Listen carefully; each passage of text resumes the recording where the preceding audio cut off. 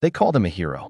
Inspector Rajveer Singh was the man everyone in the city trusted, the face of justice, the man who brought down gangsters, rescued abducted children, and cleaned up the filth from the streets. But behind the crisp uniform and that stoic face was a truth no one dared to imagine. A truth so twisted it would tear apart everything people believed about law and order. Because Rajveer didn't fight crime, he committed it. And he killed anyone who came close to finding out. It started with a suicide. At least, that's what the report said. A low-level drug peddler named Rutan was found hanging in a dingy warehouse.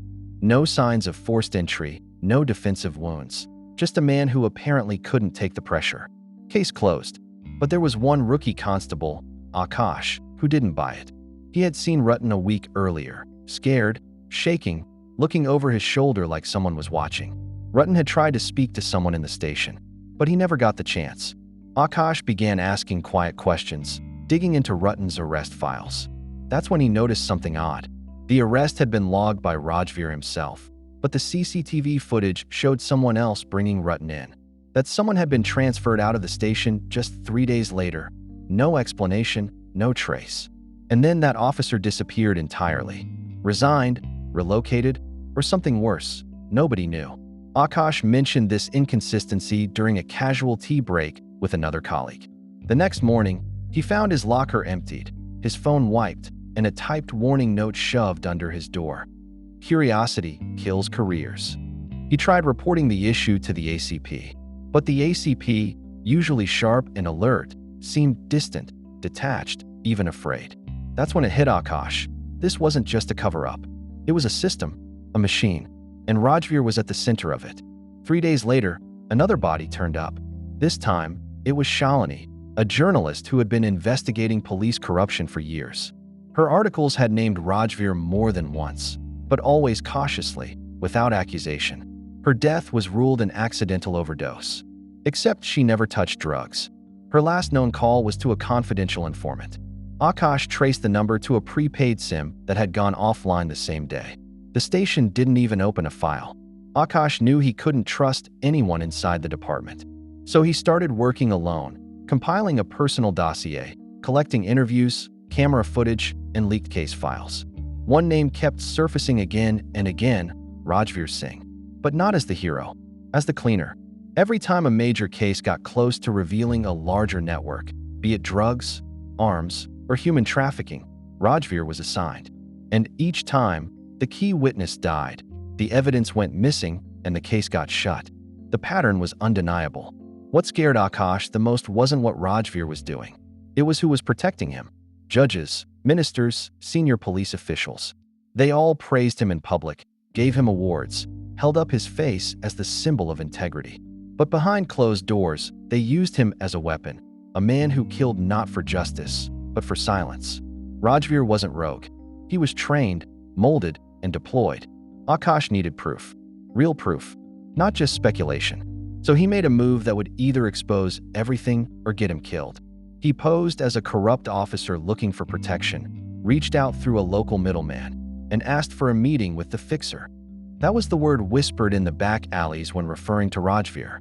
If you're in trouble, the fixer can make anything disappear for a price. The meeting was set at an abandoned farmhouse on the city's outskirts. Akash wore a wire and backed up the audio stream to a cloud server. When Rajveer arrived, he didn't seem surprised to see Akash. In fact, he smiled. "I was wondering when you'd come. You've been poking around too much." Akash played dumb. "I just need help. Got into something messy. They're threatening my family."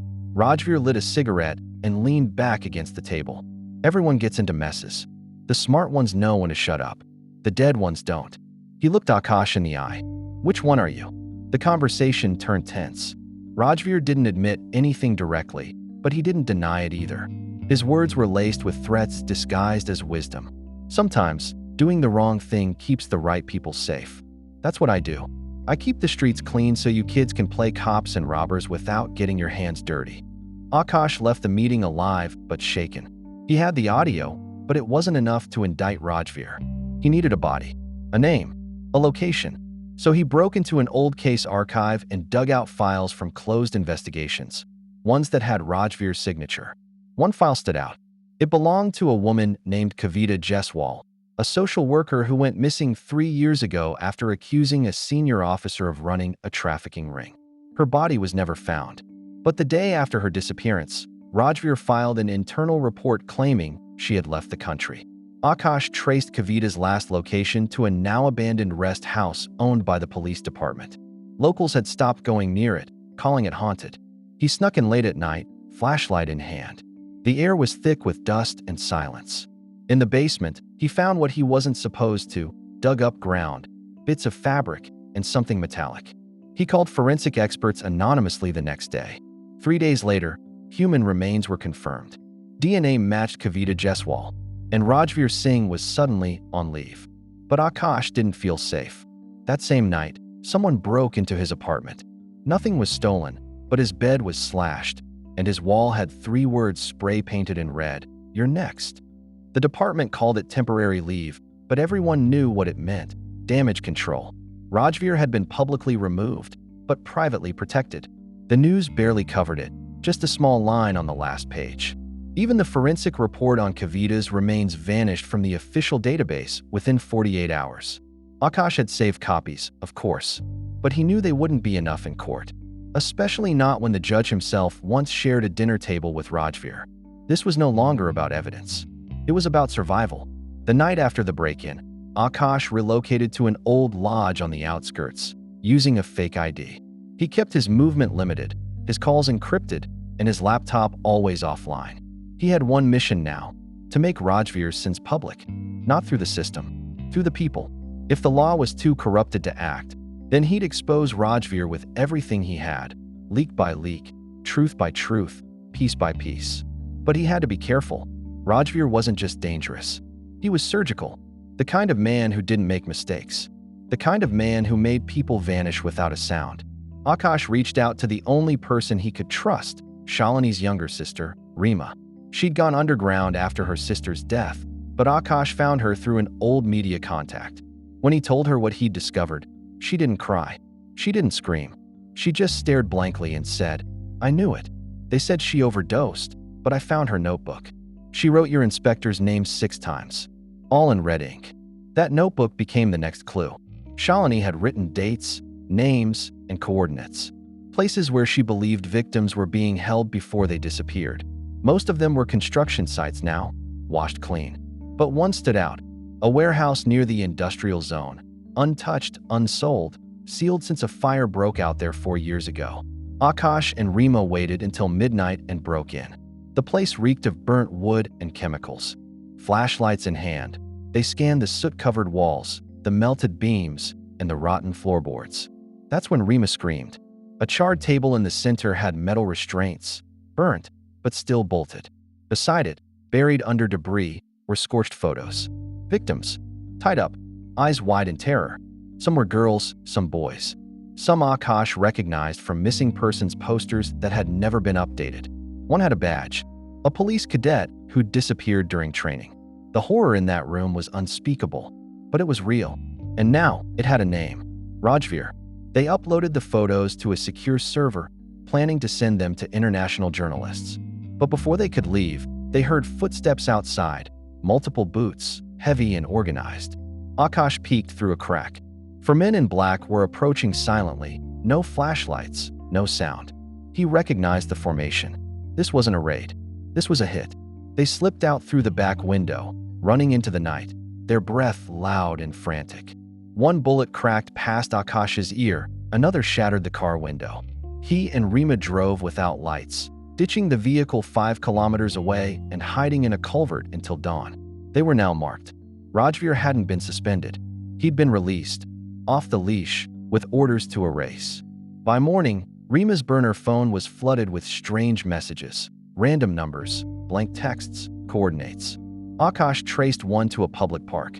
They went, cautiously, and found an envelope taped under a bench. Inside were photos of Rajveer with ministers, builders, foreign clients, trafficking meetings disguised as charity events. Every person in those photos held power, and they were all smiling. Rima whispered, "It's a network. It's not just Rajveer." And she was right. Rajveer wasn't just a killer. He was an asset, a cleaner for people who dealt in children, women, organs, and information. That's why the law never touched him. He was the firewall, the human eraser. Akash knew only one option remained: release everything at once. A controlled leak would be intercepted, but a dump, massive, public, viral, could cause chaos, maybe even justice. They contacted an underground digital group known for exposing corrupt systems. The deal was simple: they'd publish everything, but only if Akash and Rima disappeared. Permanently. No contact, no credit, no face, just truth, unfiltered. The data was prepped. Videos, audio, case files, facial recognition matches, even confessions from Rajveer's old juniors recorded in secret. They scheduled the release for 9 a.m. on a Monday. But the night before, the safe house was breached. Akash and Rima had switched locations 3 times in 2 weeks. Only 2 people knew the latest address: himself and a contact from the digital group. When the glass shattered and men stormed in with silenced pistols, Akash realized what had happened. Someone sold them out. Or worse, Rajveer had never lost track of them. They escaped through a maintenance hatch under the floor, but Rima was hit. A clean shot through her thigh. Akash carried her 3 kilometers through rain and darkness to a slum clinic, paid the doctor with his last gold chain, and left her unconscious on the bed, with only one word written on her palm: run. Then he left. The leak happened at 9 a.m. The city burned by noon. By the time the files went viral, everything changed. Rajveer's photos were all over the news. Social media erupted with names, faces, and crimes the public couldn't believe were real. Parents began protesting outside police stations. Journalists who had stayed silent for years suddenly found their voices. And yet, Rajveer was still free, still unarrested. The government issued a statement calling the leak deeply concerning, but didn't mention his name once. Not even once. That silence was louder than guilt. Akash watched it all unfold from an abandoned railway station 2 states away. He was dirty, hungry, invisible. He didn't care about fame. He didn't care if the world remembered him. All he cared about was whether Rima survived. He had no way to contact her. No news. Nothing. That's when he saw it. A single photo buried deep in a blog post. Rima in a wheelchair, covered in a shawl, outside a rehabilitation center in Pune. She was alive, and someone had helped her disappear. That was enough. But the celebration was short-lived. Within a week, 3 journalists linked to the leaks were dead. Car crash, heart attack, suicide, all within 48 hours. A 4th journalist posted a message on X saying, "If I die, it's not an accident." He was found hanging in a hotel room the next morning. The message was deleted within minutes. The post-mortem never happened. That's when the fear came back. Rajveer hadn't fallen. He had simply shifted, changed shape, maybe even changed location. Some said he fled the country. Others said he never left. That he was being protected in a private facility owned by one of the richest businessmen in India. Akash didn't know what to believe anymore. But then he got a signal. An email from an address he'd only seen once before, Kavita's. Except the message was blank. No text, just an attachment. A video file. He hesitated, then opened it. The footage was shaky. A dimly lit room. A voice, distorted, but recognizable.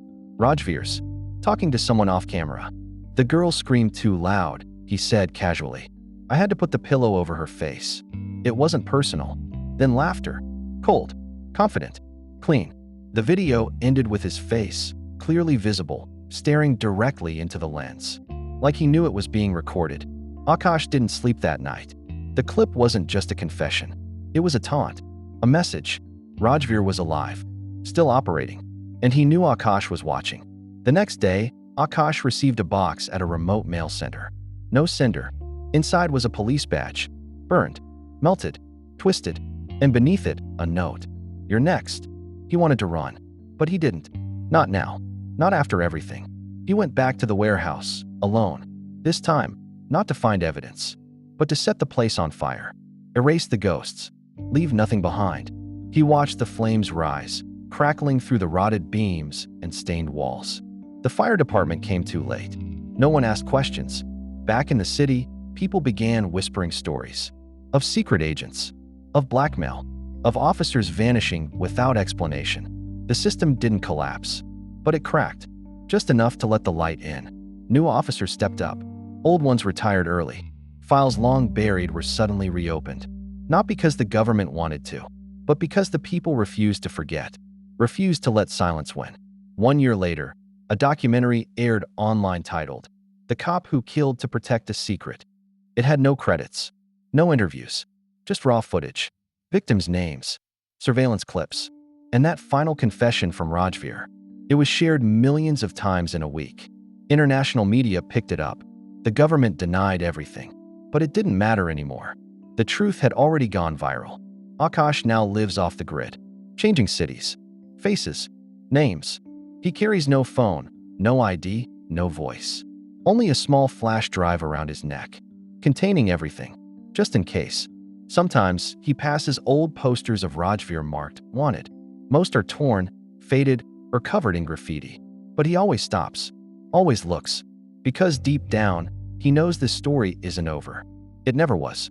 Some nights, he dreams of Kavita, of her smile, her voice, and wakes up drenched in sweat. Other nights, he hears a knock at the door, slow, rhythmic, like Rajveer's boots. And each time, his hand reaches under the bed, not for a gun, but for a recording device. Because if Rajveer ever returns, Akash won't run. This time, he'll record it all.